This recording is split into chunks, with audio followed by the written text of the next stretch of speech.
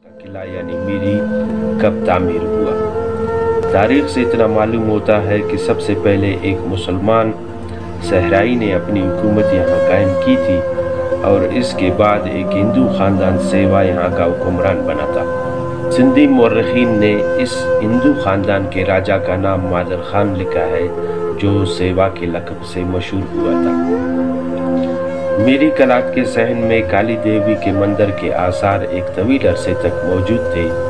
माजी करीब तक माता देवी के संग मरमर का एक खूबसूरत मुजस्समा रखा हुआ था, जो दोनों जानिब से मशलों के दरमियान गंज फरामा की अलावत को लिया हुआ था। इन मशलों के लिए तेल सरकारी खर्च पर मुहैया की जाती थी। मीरी कलात के दिलदार गेट के अंदर पहरादार के कमरे के सतून पर शिव देवता की तस्वीर चस्पा होती थी। बाद के बलोच हुक्मरान अपनी रियाया की दिलजोई की खातिर काली देवी के मंदिर को बरकरार रखा। 1901 की मर्दमशुमारी के दौरान ये आसार मौजूद थे, जहां हिंदू रियाया पूजा पाठ के लिए आया करती थी। 1935 के तबाकुन ज़िलज़िले में मीरी कलात मुनहदिम हो गई और ये आसार भी सफ़े अस्ती से मिट गए। तारीख़ ख़वानीन अहमदज़ई में आखुन मुल्ला मोहम्मद सिद्दीक़, जो साबिक़ रियासत कलात के मोरसी वज़ीर आज़म थे, अपनी किताब में लिखते हैं कि कलात सेवा हिंदू का था, सेवा के बाद मुग़ल कलात पर काबिज़ हो गए। जबकि हकीकत यह है कि 1507 में मंगोलों को उज़्बकों से शिकस्त खाने के बाद इन्होंने अपने एक मनसबदार को कलात का हाकिम मुकर्रर कर दिया था।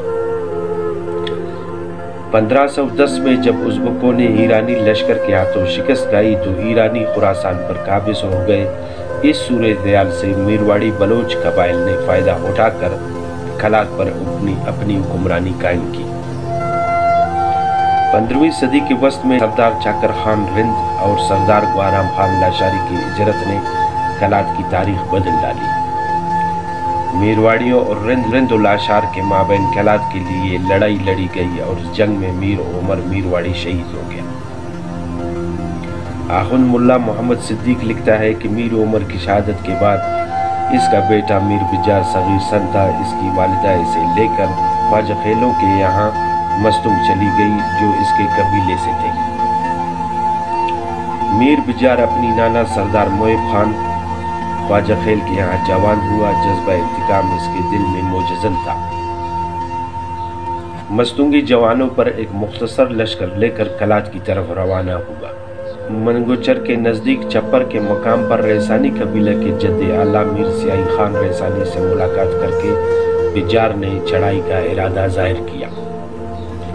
मीर बिजार और मीर मंदो के लश्कर मीरी कलात के बाहर एक दूसरे से नबर्द आजमा हुए।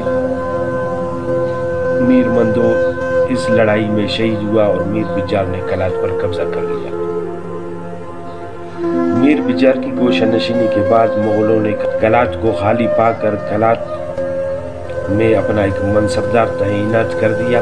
मुगल गवर्नर ने कलाती कबाइल देवार बलोच के साथ एक मुआहदा किया कि वो एक दूसरे को तलवार, बंदूक, तीर कमान, नेज़ा, छड़ी, लकड़ी, पत्थर, डीला, जहर और जूतियों से अलाक नहीं करेंगे।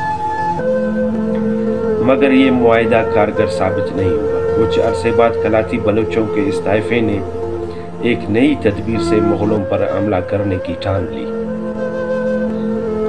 इन्होंने अपनी एक रिवायती रोटी नान बेड़जन को धूप में खुश्क करके इससे मुगलों को हलाक करने का मंसूबा बनाया और इसमें कामयाब भी हो गए।